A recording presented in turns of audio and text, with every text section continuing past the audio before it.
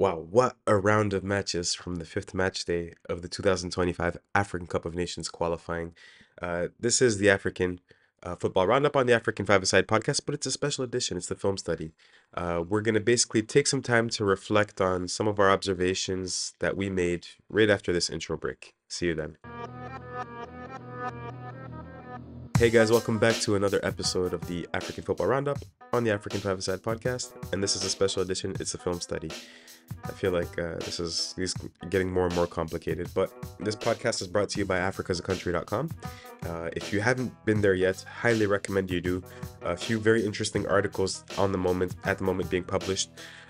One is about Mozambique and the politics of popular uprising. For those that don't know, Mozambique, they held general presidential elections about a few months ago, and these results of these elections have been hotly contested, and there are ongoing protests until like even hitherto as I'm speaking. These are happening. They even almost interrupted the match between Mozambique and Mali, as the Malian national team, they don't want to head out there to play their matches, citing security risks and fears. So you can read a little bit about that. I'm going to put a link in the description below.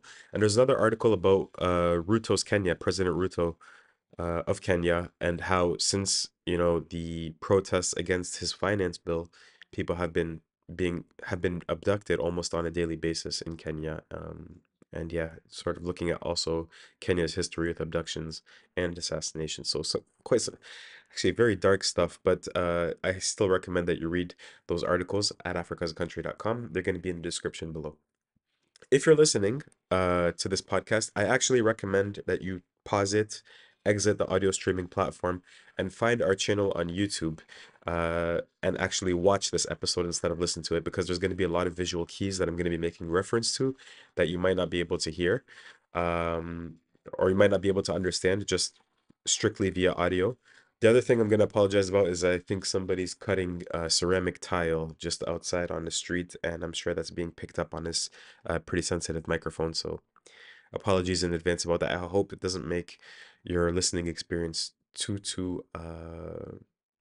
troublesome. And you can also, I'm also stuffed, congested, yeah, stuffy nose, and that probably reduces the audio quality as well. But anyways, let's talk about football. Enough of the rest of the stuff. Um, Me personally, I watched about 7 matches from around the continent, and the matches were actually very, very determinant.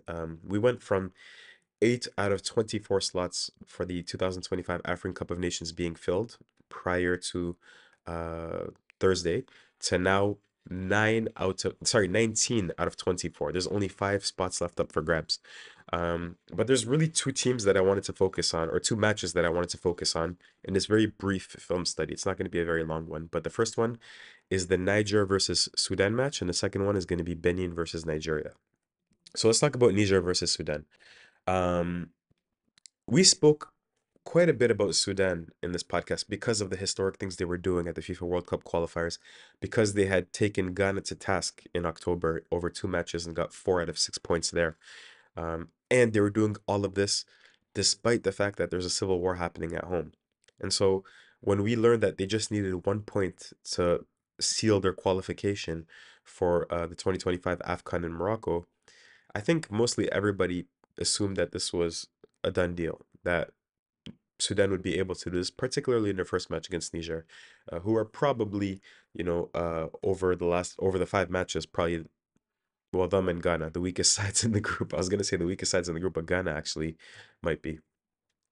And we also, when we were talking about Sudan, we said that preparation is one of their key strengths. Why? Because their league has been interrupted. It's completely at a standstill. And so their players are setting up camp in Saudi Arabia almost on a year-long basis. And they're just preparing for the next match, preparing for the next match, preparing for the next match. Whereas the rest of the national teams, for example, for the fifth match, they had maximum 2 or 3 days of preparation, in terms of getting together, putting in place a tactical plan, and trying to execute it on match day. That's what Niger had to do, and Sudan had much more time, in my opinion. So, not just in my opinion, that's a fact. And so, preparation had always been, an attribute that Sudan could rely on. What I'm gonna say here is I actually think that there was a last minute change. The match was supposed to take place in Morocco, and at the very last minute, Niger was kind of subtly intelligent. What they did was that they moved the match to Togo, to Lomé in Togo, and I think that immediately threw a wrench into some of Sudan's logistical preparations. So that's one thing that Niger did that was pretty smart, and probably step number one to this very impressive 4-0 victory over Sudan. Number two, Sudan were missing two very key pieces. You know, against Ghana, we all talked about the goalkeeper Mohamed Mustafa, who's playing in Tanzania, and we all talked about how impressive he was and how he's one of the more underrated goalkeepers in Africa. He didn't play against Niger, and that had an implication in this result. Neither did Mustafa Karshoum, the tall center half that everybody was saying kept Mohamed Kudus in his pocket. He's been incredible throughout the qualifying campaign. And so those are two very, very big losses, especially on the defensive end. But the third reason, and I think this is the biggest reason why Niger were able to defeat Sudan in the manner that they did. You know, in boxing, they say styles make fights. Remember, you know, that very famous trio of boxing matches in the 1970s where Joe Frazier beats Muhammad Ali. And then Joe Frazier loses to George Foreman, gets demolished by George Foreman. And then Muhammad Ali beats George Foreman, right? And it's like this triangle where, like, depending on the style you have, you might have an advantage over one fighter, but a disadvantage over another fighter. And of course, Ali goes on to beat Fraser in the second and third fights, but that still largely holds true that styles make fights. And here, me personally, I believe that Niger not only had the perfect game plan against Sudan, but they also have the personnel to take on Sudan.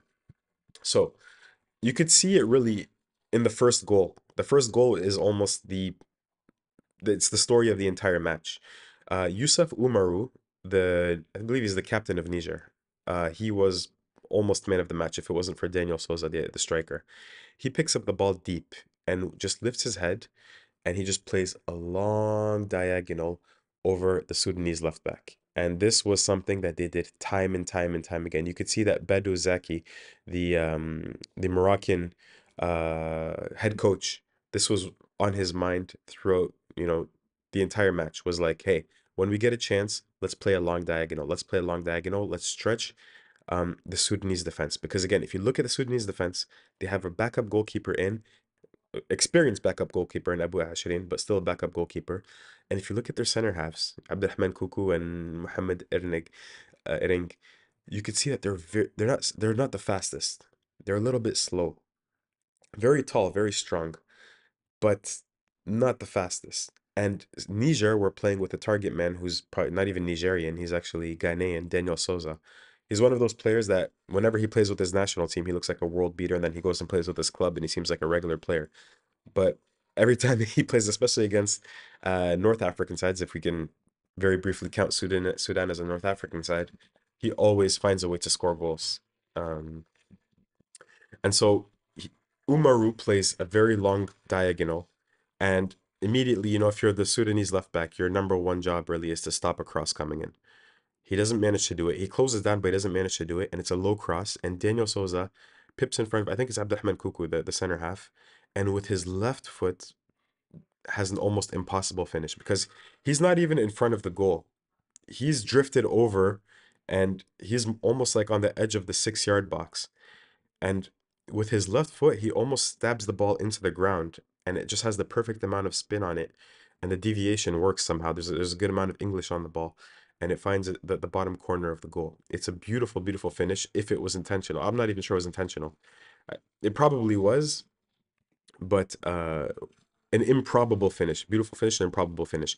But what was interesting was the long diagonal, almost first time cross, and then the fact that the Sudanese defender wasn't in a bad position, technically speaking. You know, when there's a very quick transition like that, like a long ball and a quick cross, usually the defenders are so focused about getting back into position, they're not always looking over their shoulder and trying to see where their man is, you know, where the man that they're marking is supposed to be. And I think the Sudanese defender does a good job of tracking his man. There's only about 1 yard, maybe a yard and a half of space between him and Daniel Souza. But Souza is so quick in those little spaces. He's not the tallest striker, but he's very powerful and very quick in short amount of spaces that he manages to find just enough separation to tip the ball in. And Daniel Souza, as soon as he scores that goal, he has confidence. And then I don't have it on the film study. You won't be able to see it here, but time and time again, he's causing trouble. He's making runs in behind defenders that they can't keep up with him because he's too quick. He's dribbling in tight spaces.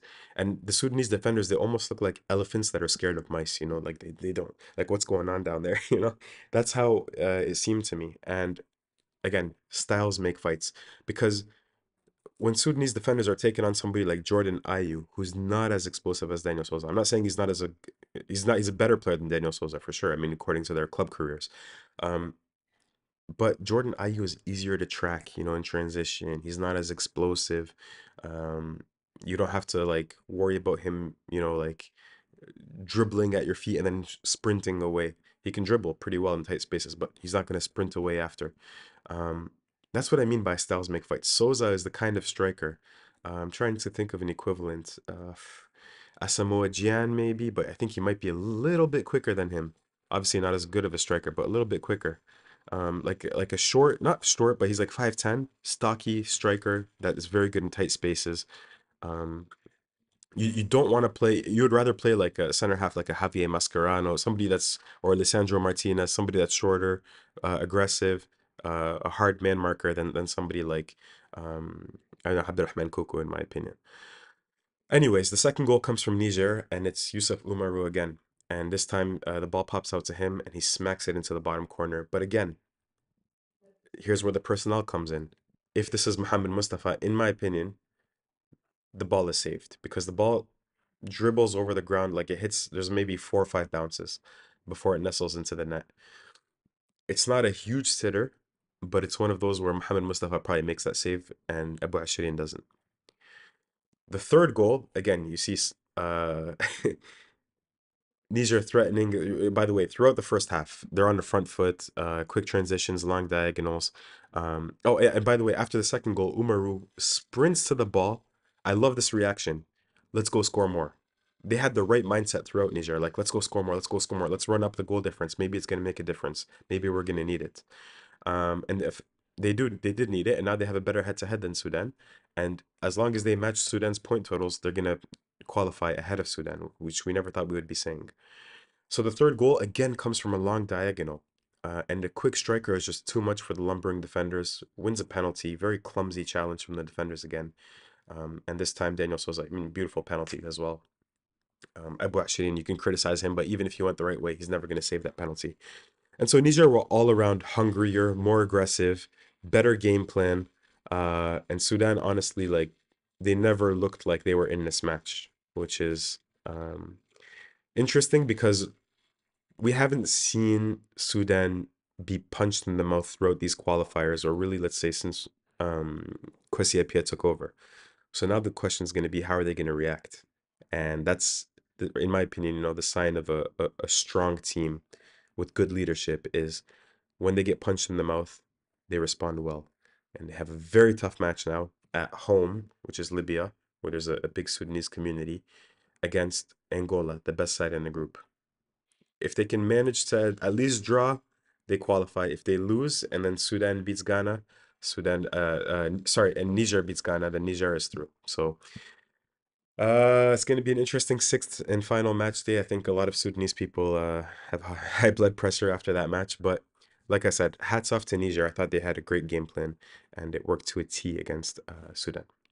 The next match I wanted to talk about was Benin versus Nigeria.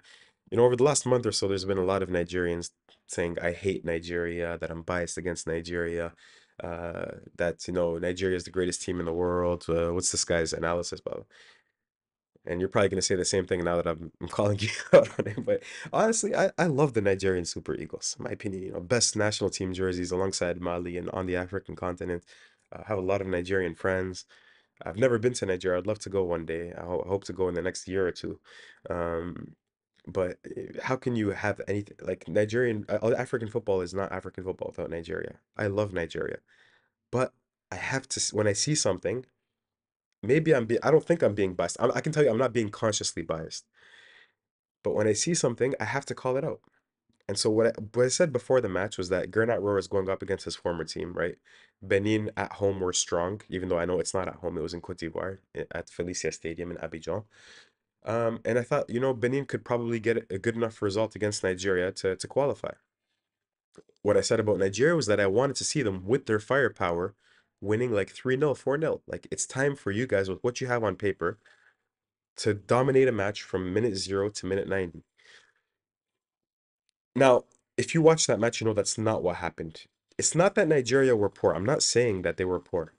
But what I'm going to point to you towards it in this film study is that there were a lot of individual mistakes defensively, almost unforgivable mistakes. When you talk about players of William Troost-Ekong or Calvin Bassey, the other defender, I don't know him too well. I know his name is Osho. I think it's Gabriel Osho, um, making horrible mistakes, and those are the three center halves, and I'm gonna highlight this in the film study just now. So first of all, what I'm gonna say is that I don't mind the formation that Nigeria is playing. People call it a 5-4-1. I call it a 5-2-3, but you can call it a 5-4-1. It's similar to what they had going in the AFCON, right? Where you have the wing backs really bombing down and stretching the opposing defense, and you have those inside forwards that are so good in space, that have good chemistry with Victor Osimhen, Ademola Lookman, and Moses Simon. Although in this match, this is where I'm gonna criticize Eguavan because I don't mind the formation, but why would you pick Kalechi Iheanacho over, for example, a Moses Simon, or even honestly, I even saw some Nigerians calling for Ahmed Musa. Bring Ahmed Musa back, even though he's playing in the NPFL. He could do a better job than Iheanacho. Iheanacho hasn't been in great club form, and from what I read from one of my Nigerian friend colleagues, Salis Choku, on his social media, he was saying that apparently he was selected because he was training well. Like, okay. Um, so the personnel decision was a bit bizarre. Maybe I think people would also criticize maybe Osho as one of the center halves as well. Um, but I can understand if you want to play that system, you have to include a third center half. Maybe you don't have a third center half that's in great form. It is what it is. But I'm not criticizing the formation, criticizing maybe the personnel decision in starting Iheanacho. Um, but for me, the biggest takeaway is the mistakes, the individual mistakes, particularly by their center halves. At times, it was almost comical. Let me see if I can pull up the film study now. All right. So we start in the 16th minute here, and this is the first goal from Benin.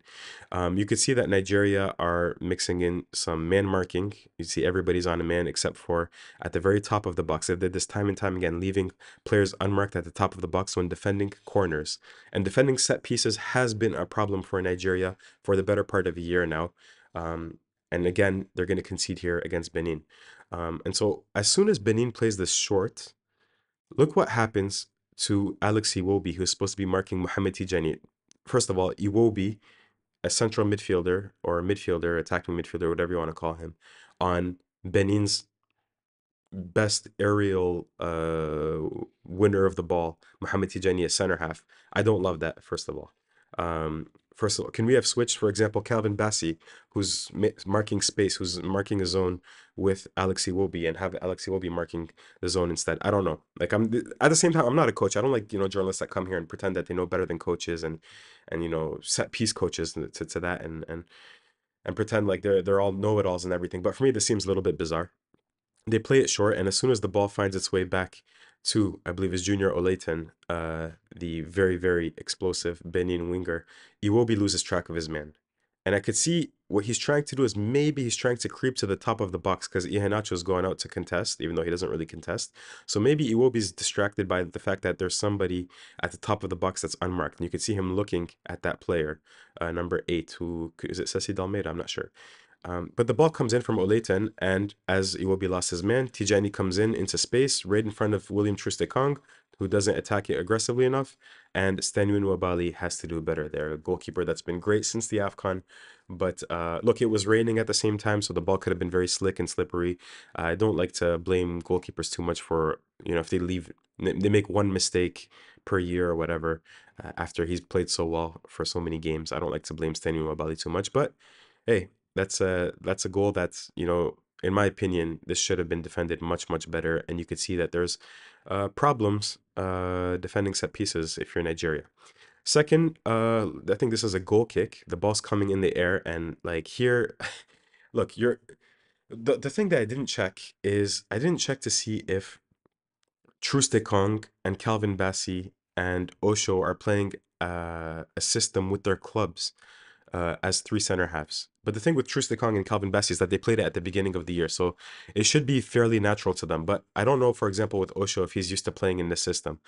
But you need a lot of communication, especially when you're marking a player like Steve Mounier. Mounier, for those that don't know, is one of the best players in the air in African football. He reminds me of like an Olivier Giroud or an Andy Carroll. If the ball is in the air, he's going to attack it and he's going to win it.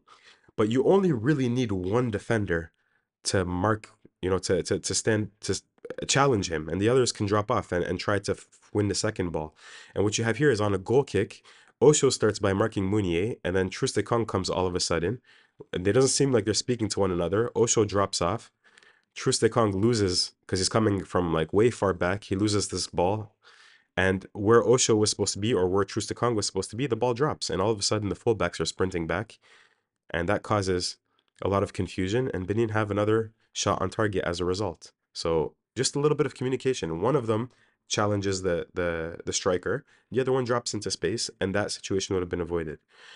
Anyways, 7 minutes later, Junior Olayton is taking a long throw. And this is just an individual mistake. This is not communication. This is not, something that you can coach. This is just, you're a professional footballer, Wilfred Ndidi. You have to do better than this header.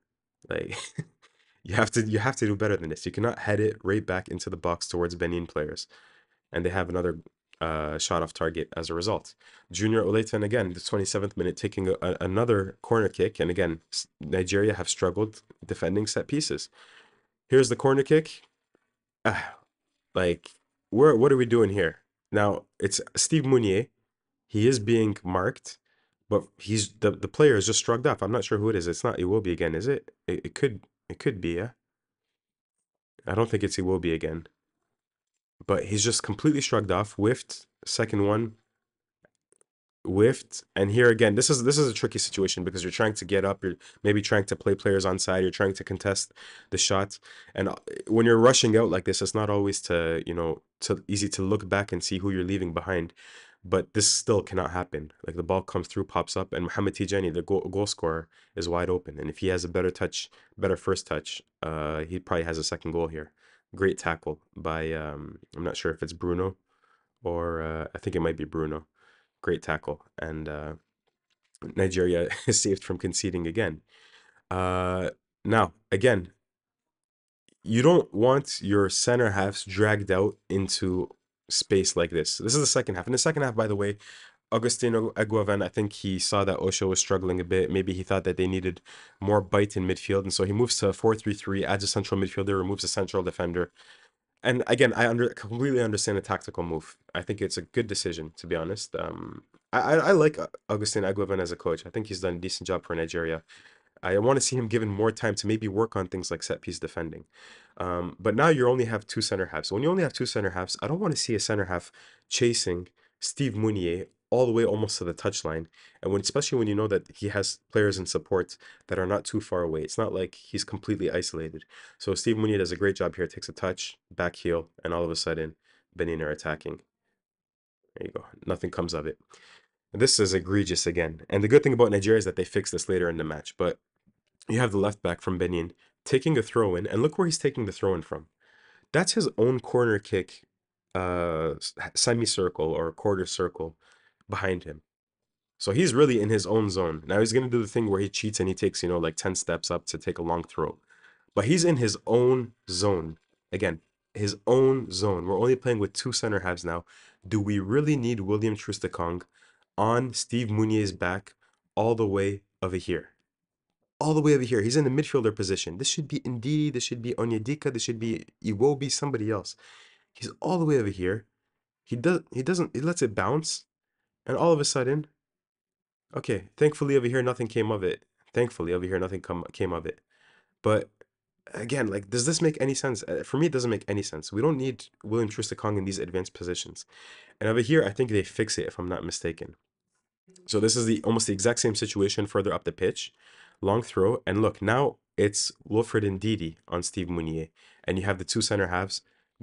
They're sitting pretty now in space, ready to win the second ball. And that's exactly what happens. For me, that's how it should be defended. And then this one. This one I think is probably the worst. With the Wilfred Ndidi backwards header. No, but this is probably worse. Like this, if I'm the coach, this cannot be like coached. The North Americans, they have a saying. They say you're either coaching it or you're letting it happen. I don't think Augustin Eguavoen is coaching this. It's impossible to coach something this bad. But is he letting it happen? I don't know because like he's not really, an established coach because he's always been an interim. But my goodness, another long throw, and look where again William Troost-Ekong is. Can Wilfred Ndidi take maybe two steps back and contest Steve Mounier himself? Do we need Troost-Ekong in this position? Look where Iwobi is, and again here we're playing a 4-3-3. Maybe he could be a bit further back.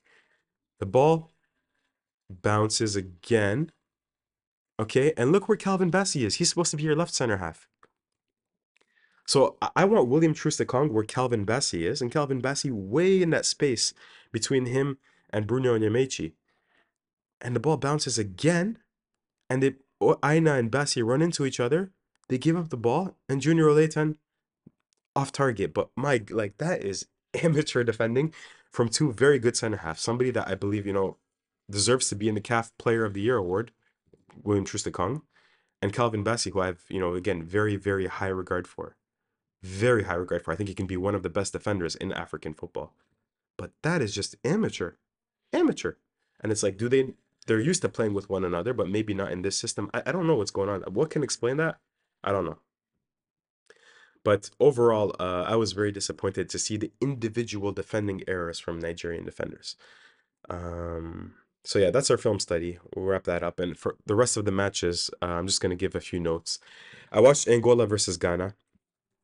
Ghana, they saw Niger demolish Sudan 4-0, and they knew they'd be alive if they just won against Angola. But in Angola, it's always going to be difficult. To exacerbate matters, 8 Ghanaian Black Stars players defected before the match. I don't really know why. Did they not want to play for the FA president anymore? Did they not want to play for Otto Addo anymore? That's something that has to be studied, and there needs to be consequences for that, either for the players or for the coach or for the federation. On top of all of that, there's a huge captaincy debate because it used to be Kudus was the captain in October. Maybe he didn't exhibit the best leadership qualities according to Otto Addo. Jordan Ayew is chosen captain. I don't think Mohamed Kudus loved that. So Ghana is in turmoil. But still, it's Ghana. Are they really going to miss qualifying for an AFCON for the first time in 20 years? No, surely not, right? And it starts off, and you almost say like, "Oh my goodness, they're gonna do it, aren't they?" Because Jordan Ayew, I'm a big Jordan Ayew critic in my opinion. I think he's a good player, but I think there's no reason for him playing the amount of matches that he's played with for Ghana and for even top clubs. Or even though, to be fair, this year I actually think he's been very, very good this year. So I'll give that caveat. But over the last 8 years or 7 or 8 years since I've been watching him, I don't understand how he gets so much time and respect. And I think he's a good player, but I don't think I don't want to say overrated, but like overrated not by fans, by other players and coaches. Is it? I don't want to. I hate saying this, but is it because his name is Ayew? Is it because he's the little brother of Andre? Is it because he's the son of a Betty Pele? I don't know. But anyways, this year he's been great, and he stepped up when he was the captain, and he knocks in a beautiful free kick. Beautiful. So hats off to him. Made me eat a big slice of humble pie. But still, even after the goal, Angola always looked like the better side. They were just a well-oiled machine, more aggressive, winning the first ball, winning the second ball if they don't win the first ball on those rare occasions. And the wingers were absolutely electric. Nielsen on the left side, Zito Lovumbo on the right side. And by the way, they don't have two of their starting wingers as well, Gelson Dalla and Gilberto. So man, like just electric, like I said. It was so fun to watch, especially Nielsen dribble the ball. Um, the one person that I wasn't impressed with was their striker, Mbala Nzola, who's like kind of like a Romelu Lukaku build, or you can say Ibrahim Kone from Mali, like a stocky, big, powerful, left-footed striker who's not the fastest, but plays good on the man. And for somebody that disappoint, like he snubbed Angola at the AFCON. At the time, I think he was playing for Fiorentina. Everybody was relying on him, and he says, I don't really want to show up. This was at the beginning of the year. he would like if you do that and you come back into the national team, I want to see you tear things up. And he didn't tear things up. He misses a penalty, misses a few sitters, and eventually he subbed up for Zini, 22 years old, who I think is he at AEK Athens, I think maybe, or somewhere up there in Greece or in the Eastern Mediterranean. Um, and he's electric with Angola, much more energetic, running all over, down the channels into space. And even though he was also a little bit wasteful, he wasn't as wasteful as Nzola. So I think it's one of those things with Angola where it's like trust the youth. You have such a great young crop of talent who's grown with Pedro Gonçalves, the coach. He was their coach at the under 17 level in 2019. He's grown with them like Qatar did with Felix Sanchez, like uh, I want to say Jose Peckerman, but I'm not 100% sure about that as well. Was it, forget. Or the other Uruguayan coach.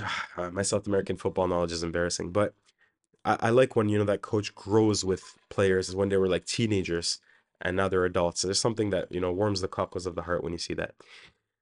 But yeah, Angola were better, and what really you know hit the nail in the coffin for me was the last 15 minutes. Angola equalizes, by the way, Mielson cross, Zini header. And the last 15 minutes, Ghana know they need a goal. They know with a draw they're eliminated. And usually in those situations, you throw everything at the wall, right? It's pedal to the metal, throw caution to the wind, everybody's bombing forward, and you're at least creating opportunities. And you say, whatever, if we concede and we get counterattacked or whatever, like the last 15 minutes, I'm watching, and my mouth is open like this. Ghana is supposed to be desperate, and it's Angola that's taking the game to them. Angola didn't let them have the ball, and they were the ones that were creating chances. And I can just imagine how frustrating that is if you're a Ghanaian fan. It's like you're watching that and you're like, where's the sense of urgent? Like, we need to be on the front foot right now, and we're being completely outplayed.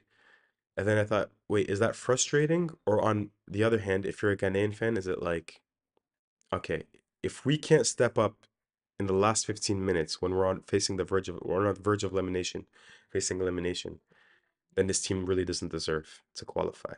You almost can't be angry. It's like, okay, we are the worst team in this group. We deserve to go home.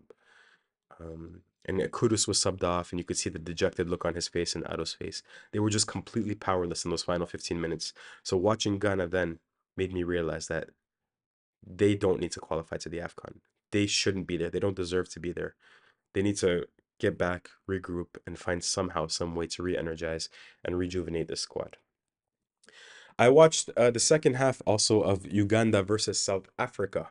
Excuse me while I blow my nose.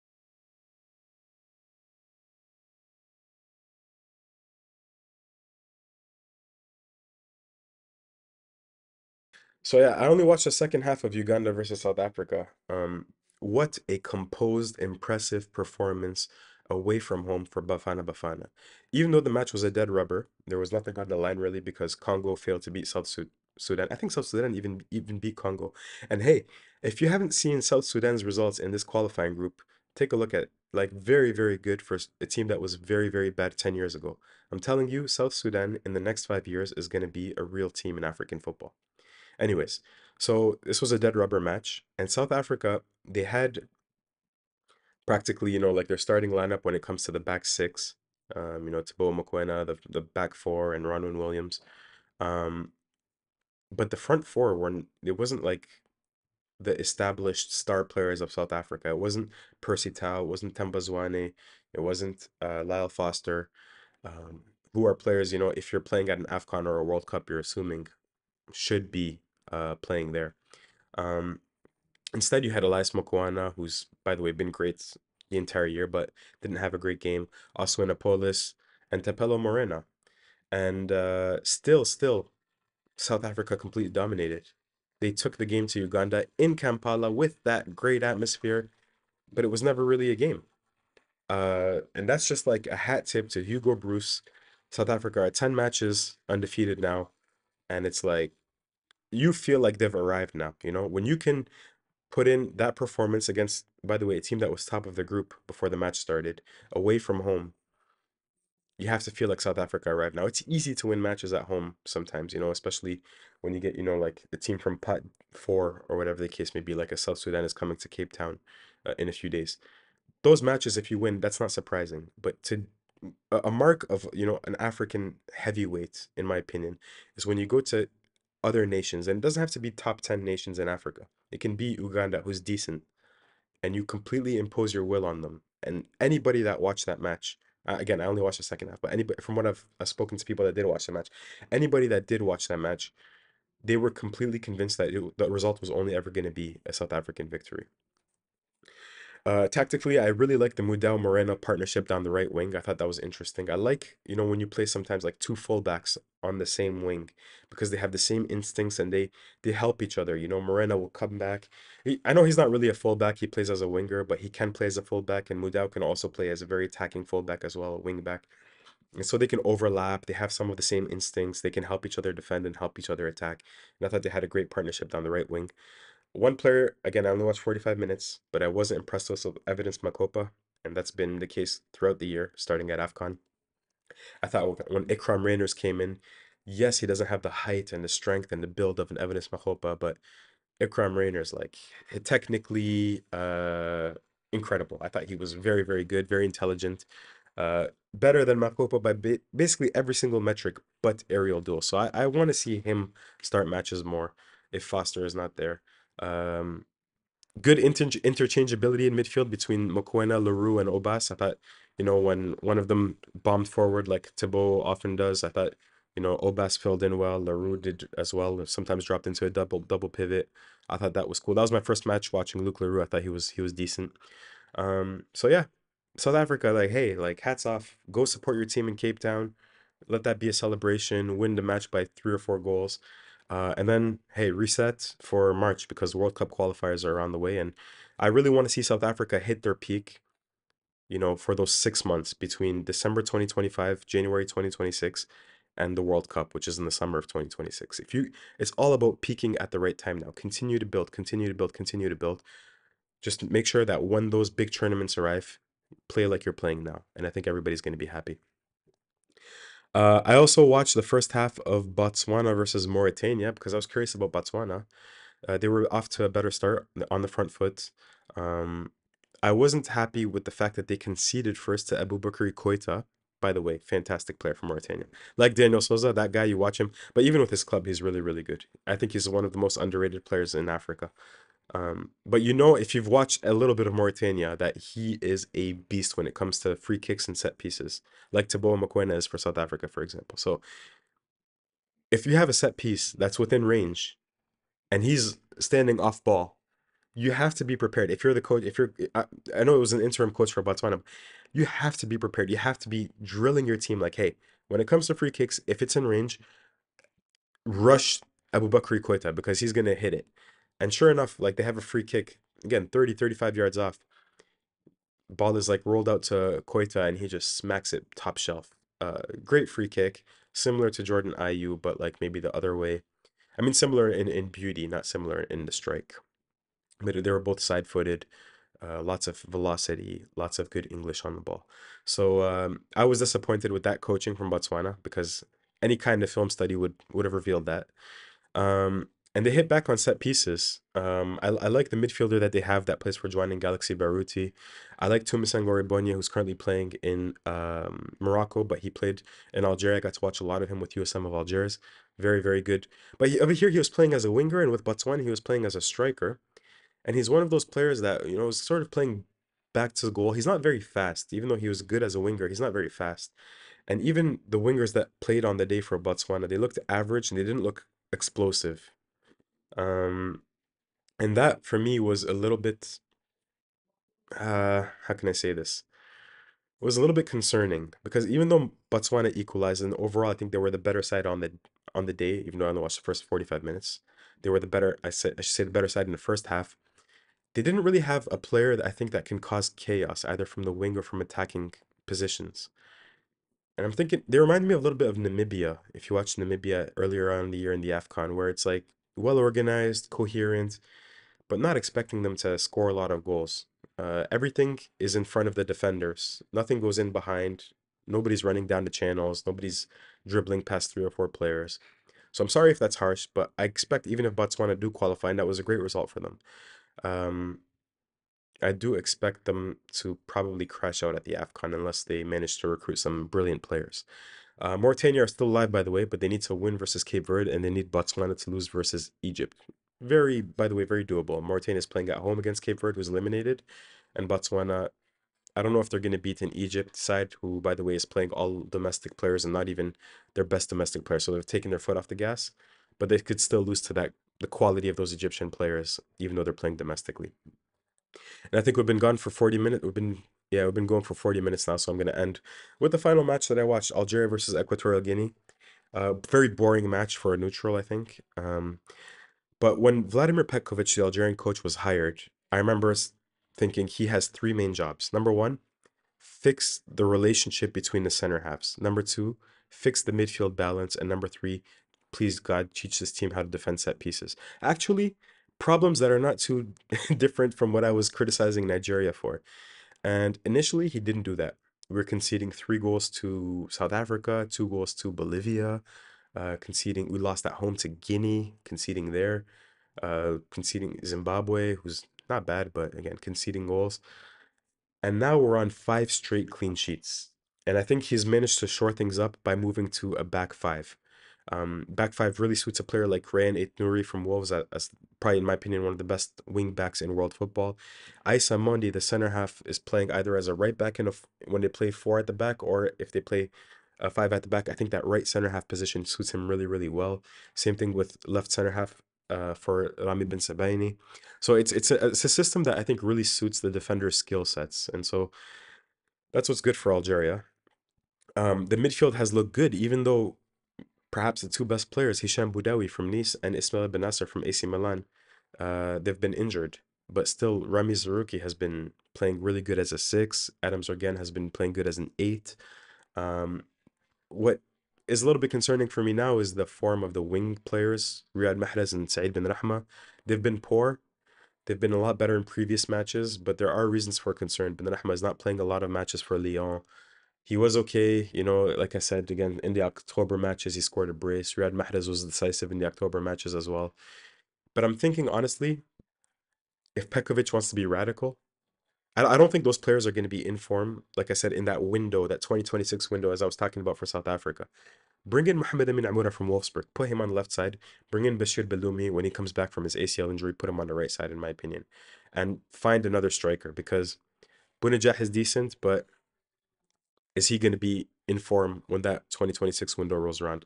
Maybe the 19-year-old Copenhagen striker Amin Sheikha is the answer. He made his debut against Equatorial Guinea, but he's just 19. It's too early to tell. So Pekovic now, in my opinion, needs to find one center half and needs to find some kind of solution for the attacking players who are not in form. But overall, Algeria, I see that he's working on it. I think they're on the right road. This is the most optimistic I've been about Algeria since I think before March 2022 when they were eliminated from the 2022 World Cup against Cameroon. This is probably the most optimistic I've been since then, since we beat Cameroon in that first leg in Douala. Anyways, droning on and on and on, nearly 45 minutes. Thank you for watching another film study on the African Football Report on the African Five-Side Podcast. My name is Maher Mizahi.